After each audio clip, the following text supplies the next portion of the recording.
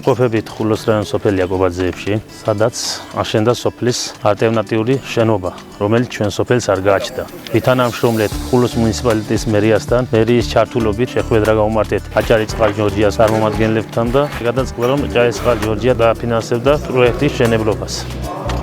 ეს იქნება გასართობად ტენისი მინდა დავდო, ბილიარდი მინდა დავდო. ბავშვებია სოფელში. ახმადი, შაშკი. გასართობია. ყველაფერი მითამაშე. იხარია ყველა სოფლის სიმდიდრეა, სოფლის სიკეთეა.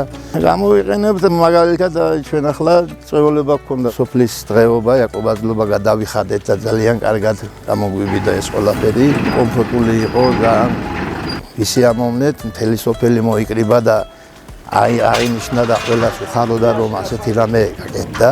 მსგავსი შენობები ჩვენ გვერდით სოფლებში თითქმის ყველგან არის გაკეთებული. ეს მუნიციპალიტეტის დაგეგმარებით იყო სოფლებში.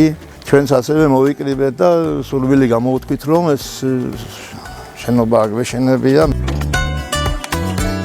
კომპანია აჭარისწყალი ჯორჯია როგორც მშენებლობის პერიოდში, ასევე ოპერირების პერიოდში აგრძელებს სოციალური პროექტების განხორციელებას. ეს არის სხვადასხვა მიმართულებებით, თუნდაც ინფრასტრუქტურული განათლება, ბიზნეს პროექტები და ასე შემდეგ. ერთ-ერთი ნათელი მაგალითი გვაქვს სოფელ იაკობაძეების სოფლის სახლი. სოფლის სახლი დასრულების ფაზაშია და ძალიან მალე შევა ექსპლუატაციაში. კომპანიამ დაახლოებით 172,000 ლარი დახარჯა ამ პროექტში. შესაბამისი მიზა რაც ჭირდებოდა შეიძინა მერიამ. ეს ძალიან მნიშვნელოვანია ამ სოფლისთვის.